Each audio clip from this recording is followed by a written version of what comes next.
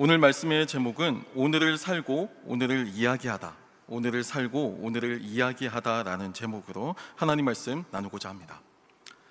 제가 4주 만에 다시 또 설교를 하게 되었습니다. 그리고 오늘 2024년 올해 한 해 동안 이어져 왔던 사도행전의 가장 마지막 부분을 함께 말씀을 나누게 되었습니다. 이 사도행전의 말씀을 통해서 우리의 삶이 얼마나 많은 변화를 겪고 또 얼마나 많은 도전을 받았는지 모르겠어요. 하지만 중요한 건 우리가 이 말씀을 하나님의 말씀으로 받고 또 그 말씀 앞에서 우리의 전심을 드리며 나아갈 때 성령님께서 우리의 삶을 변화시켜 주신다는 사실입니다. 우리는 이것을 믿음으로 고백하고 또 우리는 목도하고 직접 체험하고 경험할 수 있습니다.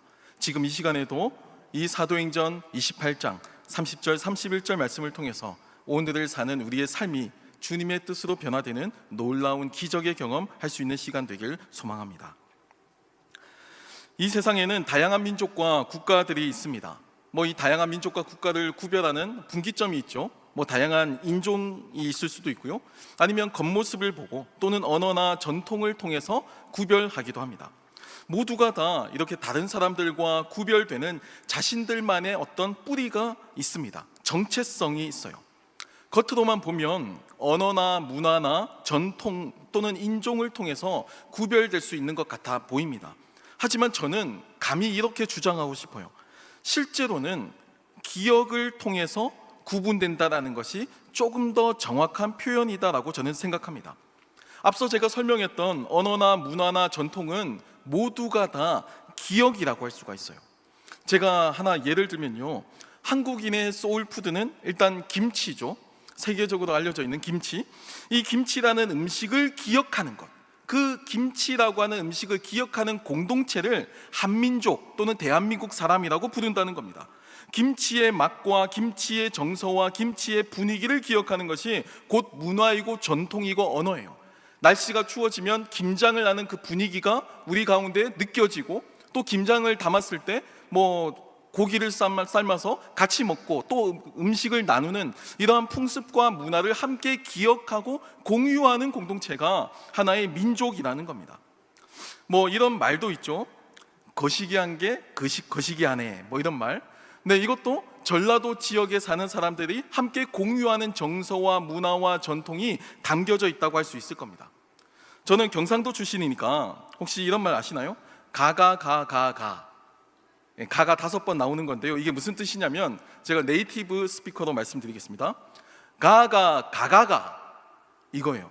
네, 이게 이제 긴 발음과 짧은 발음으로 구분되는데 그 아이가 가시이냐라고 하는 질문이죠. 가가.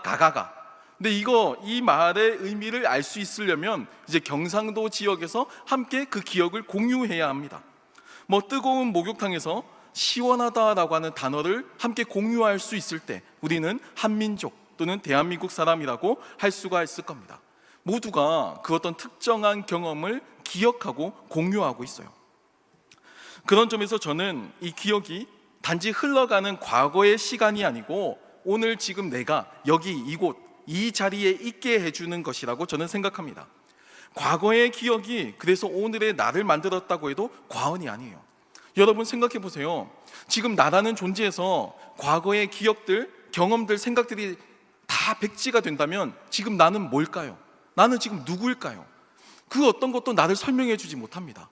나는 지금 여기 덩그러니 남겨져 있지만 기억이 없다면 나라는 존재는 그 누구도 설명되지 않고 의미조차 가질 수 없게 되는 거예요.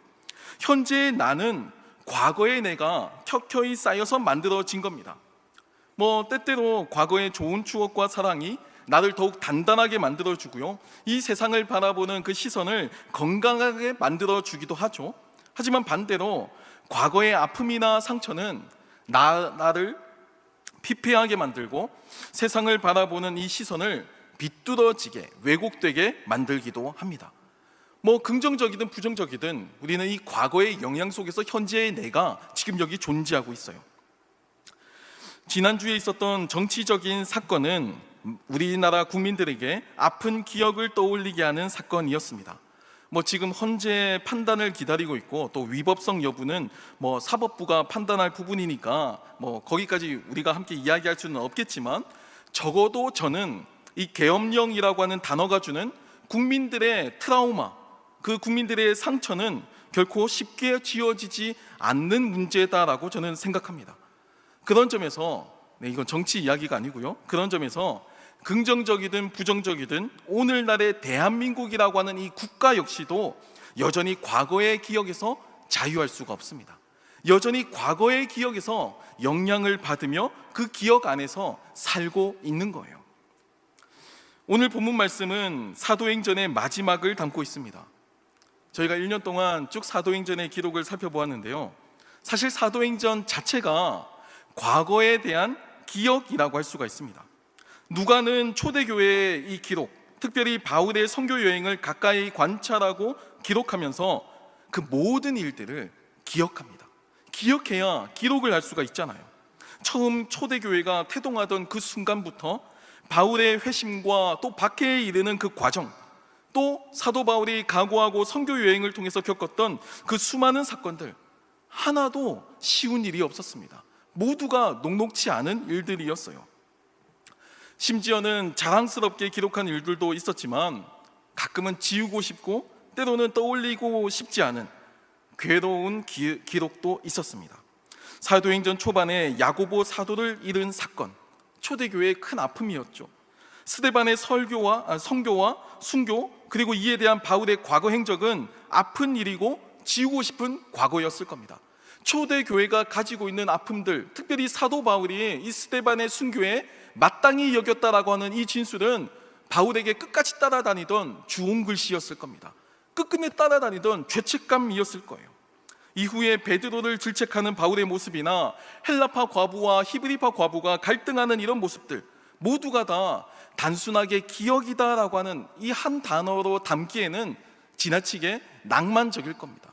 사실 그렇게 낭만적인 단어가 아니에요. 우리 공동체 안에 갈등과 분쟁이 있었습니다. 이렇게 감정적인 대립의 각이 있었습니다. 심지어 이런 고통과 핍박과 살인도 있었습니다. 이게 얼마나 초대교회로서는 기억하고 싶지 않은, 그리고 지우고 싶은 상처였을까요? 사도 베드로의 권위가 뭉개지고 사도 바울의 권위가 뭉개지는 진술이 사도행전 속에는 아주 객관적으로 사실적으로 묘사되고 있습니다. 이런 내용은 우리의 삶이 그러하듯이 모든 인간은 완벽한 삶을 살지 못한다는 것을 보여준다고 저는 생각해요. 우리가 이상화하고 우리가 동경하는 각자의 모습과 삶의 비전이 있을 겁니다. 하지만 그 위인들도, 그 삶의 비전 속에서도 그림자는 존재하고 있어요. 내가 마주하고 싶지 않은 아픔도 있고 상처도 있고 과거도 있을 겁니다. 우리는 과거의 실수와 상처와 아픔을 통해서 지금 오늘의 내가 존재하고 있고 살아가고 있다는 것을 수용해야 합니다. 이건 내가 거부한다고 해서 지워지고 취소되는 게 아니에요. 나는 지금 어찌되었든 과거의 그 아픔과 상처, 그리고 과거의 기쁨과 즐거움을 통해서 나라고 하는 사람이 지금 존재하고 있다는 겁니다. 중요한 사실은 사도행전에 나오는 그리스도인들은 이 사실을 후회하지 않는다는 겁니다. 어렵고 고통스러운 기억이었습니다. 하지만 이 모든 기억이 하나님께서 함께 하신 기억이었기 때문입니다. 우리는 그 기억 속에서 오늘을 살 수가 있습니다. 바울도 그렇고 누가도 그렇고 초대교회 성도들 모두가 다 그래요. 그 기억이 신앙의 이유이고 우리의 삶의 목적이자 우리의 삶의 방향이라는 겁니다. 제가 냉정하게 말씀을 드리면 겉으로만 보면 이 사도행전에서 사도 바울과 초대교회에서 일어난 그 모든 사건들, 그 모든 일들은 고생한 기억에 불과합니다. 하등의 가치가 없어요. 피할 수 있으면 피하는 게 가장 좋은 겁니다. 왜 굳이 고난을 받겠냐고요. 왜 굳이 가시밭길을 가냐고요. 그 길 안 가고 평안한 길, 평탄한 길, 성공한 길, 그 길 가고 싶은 게 모든 사람들의 욕망이에요. 목숨이 위협받고 핍박받고 심지어 세상에서 실패자로 규정되는 그런 패배자들의 이야기로 읽혀질지도 모릅니다. 여러분, 하지만 이 사도행전을 기록한 누가는 절대 그렇게 생각하지 않습니다. 그 안에서, 그 아픔과 고통 가운데서 여전히 하나님의 특별한 인하심을 느꼈어요. 그리고 특별한 인하심을 목격했고 특별한 인하심을 체험했기 때문입니다. 여러분, 이건 누가 뭐라고 해도 뭐라고 판단하든 상관없는 일입니다. 내가 직접 목격하고 내가 직접 경험하고 내가 관찰자가 되어서 공동체적으로 함께 체험했다라고 하는 이 사실은 우리의 이 신앙이 겉으로만 보고 판단이 불가능하다는 사실을 보여줍니다. 이 세상에서 부와 명예를 이루었지만 나중에 삶의 마지막에서 자신의 삶을 후회하며 살아가는 삶이 얼마나 많은지 모릅니다. 이 세상에서는 비록 가난하고 그 누구의 관심도 받지 못한 그저 소시민으로 삶을 살았지만 그 삶의 마지막에는 그 어떤 후회도 남지 않고 너무나도 즐겁고 기쁘게 삶을 마무리하는 사람도 있어요. 세상의 가치관에서만 벗어나면, 이 프레임에서만 벗어나면 우리는 충분히 제 삶의 삶도 살 수가 있다라는 겁니다. 그래서 누가는 이것을 증언하고 있습니다. 바울도 증언하고 베드로도 증언하고 초대교회 성도들이 증언한 그 사실을 누가가 지금 기억하고 누가도 그 증언의 행렬에 동참하고 있다라는 겁니다. 그래서 기억과 증언은 이 성경이라고 하는 이 책의 장르를 표현하는 아주 중요한 요소예요. 성경의 1차적인 목적은요, 과학적인 증명이 아닙니다. 논리적인 타당성을 주장하는 것이 아닙니다. 성경의 1차 저작 목적은 기억하고 증언하는 것에 있어요. 이 성경의 장르를 오해하면요, 이 신앙이라는 것을 오해할 수밖에 없습니다. 이건 내가 느끼고 목격하고 체험해야만 알 수 있는 신비예요. 그냥 책상에 앉아가지고 성경을 막 파헤친다고 해서 아, 이렇구나 저렇구나 이렇게 논하면서 신앙이 생기는 게 아니라는 겁니다. 인격적인 하나님과 내가 인격적으로 반응하고 그 안에서 사랑을 느끼고 경험하는 이 총체적인 경험이 신앙이라고 하는 겁니다. 이것은 반대로 이야기하면요, 내가 느끼고 목격하고 체험하지 못하면 내가 성경을 통달해도, 내가 신학 박사학위가 몇 개가 있어도 결코 예수 그리스도를 알 수 없다는 말과 동일합니다. 그래서 누가는요, 기억과 증언에 동참하기를 요청하고 있어요. 사도행전 28장 23절 말씀을 보면요, 그들이 날짜를 정하고 그가 유숙하는 집에 많이 오니 바울이 아침부터 저녁까지 강론하여 하나님의 나라를 증언하고 모세의 율법과 선지자의 말을 가지고 예수에 대하여 권하더라 라고 기록합니다. 여기서 말하는 이 모세의 율법은 모세 오경을 뜻하는 유대인들의 관용어입니다. 그리고 선지자의 말은요, 선지서를 뜻하는 유대인들의 관용어예요. 그러니까 지금 이 표현은 이 사도 바울이 로마라고 하는 그 세속 제국의 그 중심지, 그 수도에서 구약 성경을 가지고 예수님을 증언하고 예수님이 하나님의 아들이시라고, 이걸 믿어야 한다고 이방인들에게, 뭐 디아스포라 유대인도 있지만 그 이방인들에게 지금 설득을 하고 있는 겁니다. 너희들이 믿어왔던 삶의 가치관, 그거 처음부터 다시 시작해야 한다고. 로마 황제를 정점으로 하는 그 권력, 그거 다시 처음부터 다시 시작해야 한다고. 삶의 모든 방향을 다시 재조정해야 한다고 권면하고 있는 거예요.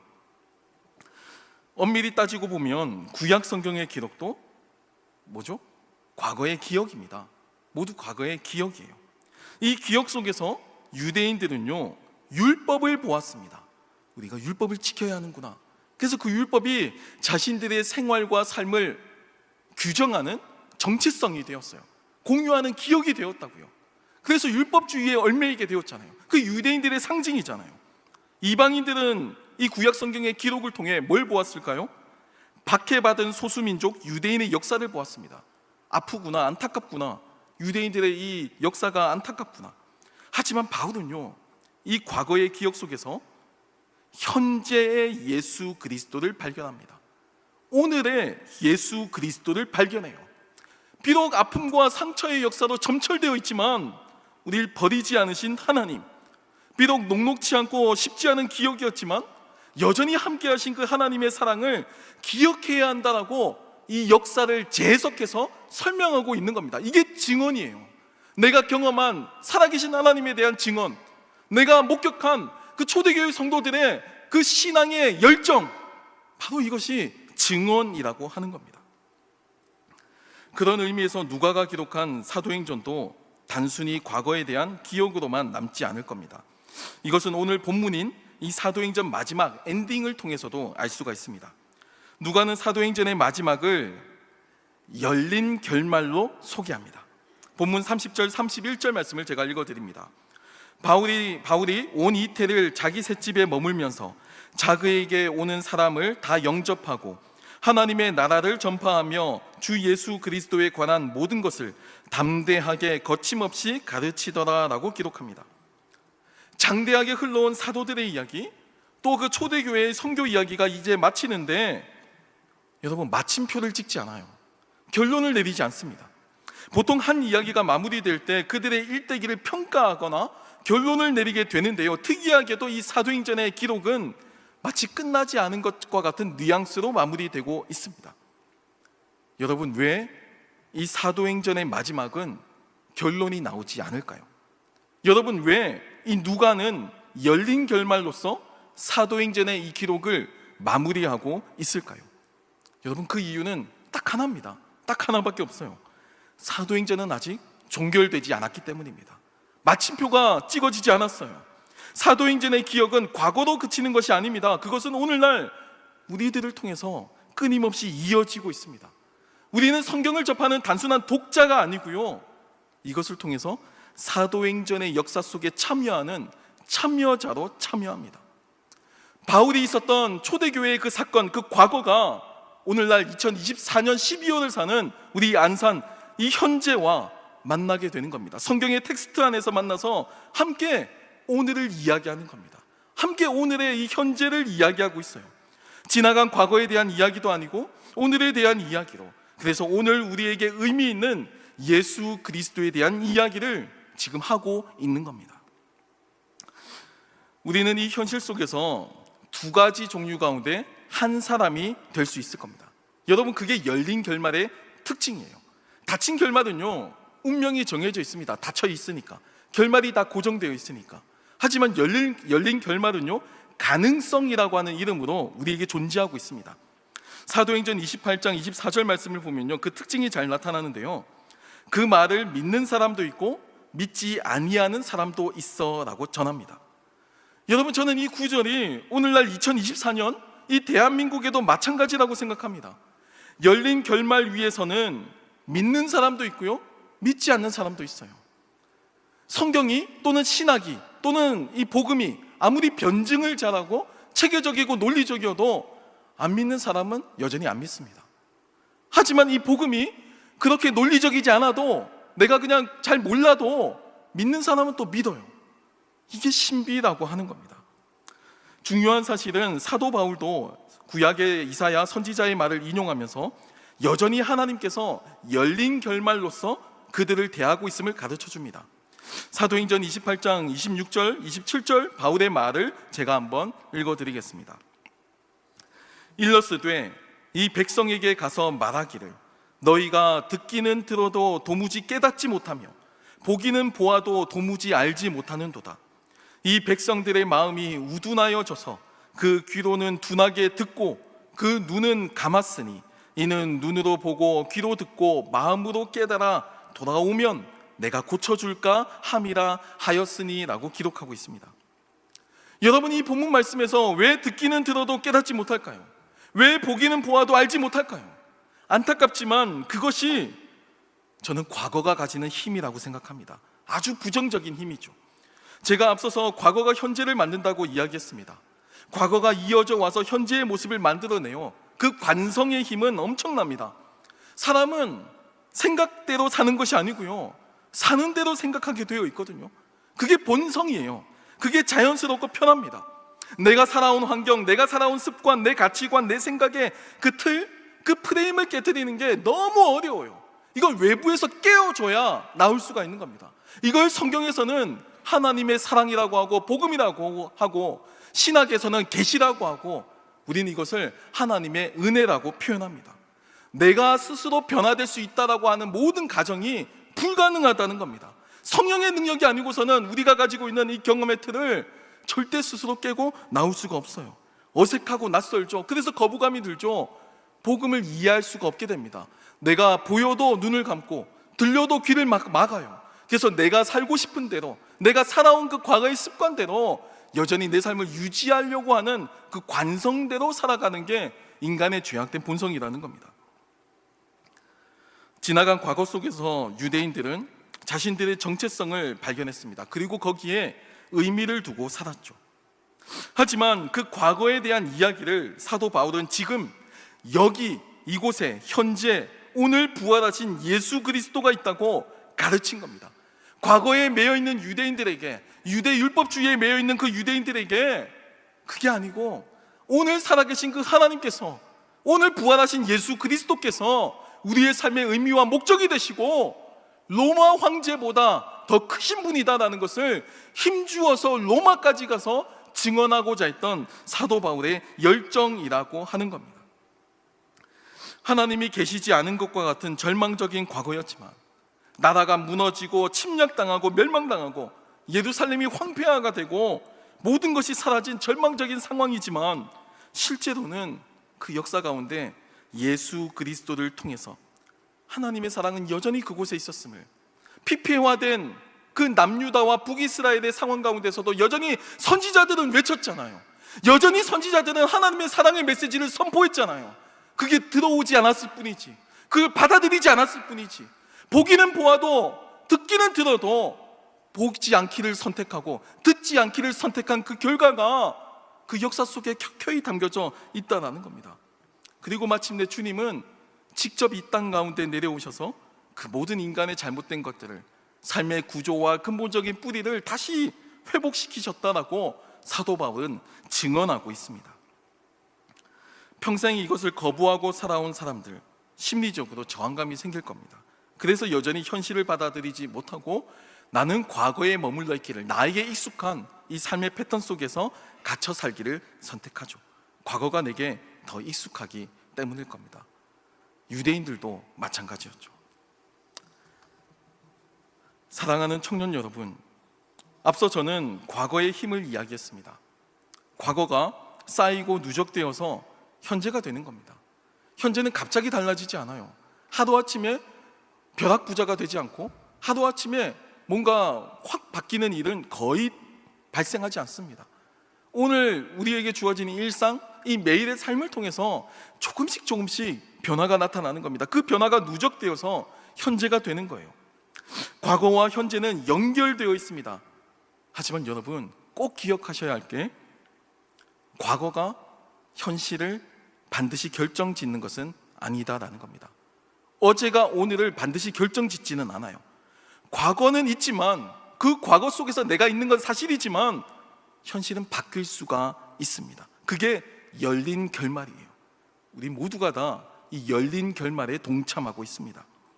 사도행전은 지나간 과거에 대한 이야기를 담고 있습니다. 하지만 그 결말은 닫혀 있지 않습니다. 지금도 열려 있고요, 우리 모두의 참여로 지금도 사도행전의 기록은 진행되고 있습니다. 우리가 기억해야 할 것은 지금 본문에서 이 사도 바울의 신분이에요. 지금 바울은 어떤 신분이죠? 지금 바울은 여전히 죄수입니다. 반가택연금의 상황에서 로마 황제 가이사에게 항소해서 재판을 기다리고 있는 상황이에요. 자유인이 아니라는 겁니다. 자신도 얽매여 있는 상황이에요. 삶의 환경과 삶의 자리가, 처지가 조금도 나아지지 않았어요. 죽을 수도 있는 위기 가운데 건짐받지 못했습니다. 여전히 삶의 불안과 위협 속에서 사도 바울은 자신의 삶을 살고 있습니다. 여러분, 하지만 바울은요, 이 상황에 굴하지 않아요. 자신이 처한 그 자리에서, 그 삶의 자리에서 오늘의 예수 그리스도를 증언합니다. 과거를 후회하지 않습니다. 오늘 여기까지 이끄신 하나님을 나는 증언하는 것이 나의 존재의 이유이고 내 삶의 가치이자 방향이라고 확신하고 있습니다. 오늘을 살고 오늘을 이야기하죠.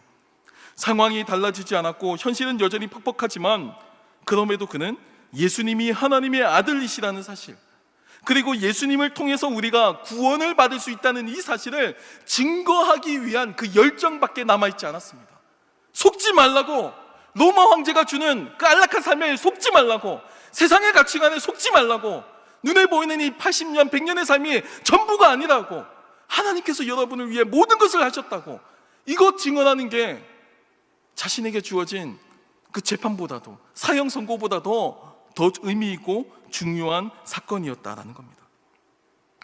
세상의 모든 학문과 지식으로도 측량할 수 없는 그 하나님의 사랑이, 그 과거의 그 모든 역사가, 그 아픔의 트라우마와 상처가 오늘의 예수 그리스도 안에서 나타났다라는 것을 증언한 겁니다. 그게 과거가 아닌 오늘을 살아간 이 바울의 모습이에요. 여러분, 저도 그렇지만 우리들의 삶은 지독하게도 과거의 그늘에서 벗어나지 못합니다. 늘 여전히 입만 열면 과거의 아픔들과 이야기를 되새김질하면서 스스로에게 상처를 주고 자신이 나아갈 그 열린 결말의 길을 스스로가 닫아버리는 우를 범하는 경우가 너무나도 많이 있어요. 과거의 이야기에 심취해 있거나 과거에서 벗어나지 못하고 현실을 냉정하게 받아들이지 못하기도 합니다. 여러분, 과거의 상처든 아픔이든 과거의 영광이든 여러분 그거 다 지나간 겁니다. 중요한 건요, 지금이고 현재예요. 오늘이라는 겁니다. 그 현실 속에서 바울은 하나님 나라를 전파하고 예수 그리스도에 관한 모든 것을 담대하게 거침없이 가르쳤습니다. 여러분, 그게 우리들에게 주어진 삶의 자리라는 것을 기억하시기 바랍니다. 오늘로 1년간 진행된 사도행전의 내용이 마무리되었습니다. 그리고 우리에게는 선택권이 있습니다. 사도행전의 이 열린 결말을 계속해서 이어갈 것인가, 아니면 스스로 눈을 감고 귀를 막아서 보지 않고 듣지 않고 여전히 세상이 말하는 대로 좋은 대학, 좋은 직장, 한강 조망권, 이런 집, 가상화폐, 이런 것에 우리의 젊음을 다 불태우고 허비하며 살아가는 그런 삶을 선택할 것인가? 여러분, 열린 결말이에요. 우리가 선택할 수가 있습니다. 삶을 산다는 것은 단지 시간을 소비하거나 흘러가는 대로 지내는 것이 아닙니다. 뚜렷한 목적과 삶의 가치관을 가지고 지금 내가 마주하는 이 현실을 마주하고 해석하고 결단하는 거예요. 그것이 예수 그리스도에 관한 모든 것을 담대하게 가르치는 삶입니다. 오늘을 살면서 여전히 세상이 주는 과거의 이야기, 흘러가는 이야기에 현혹되어 살아가고 여전히 과거의 그 경험에 얽매여 살아가는 것이 아니라 오늘을 이야기하고 오늘을 살아가길 소망합니다. 2000년 전에 바울은 그렇게 오늘을 살았습니다.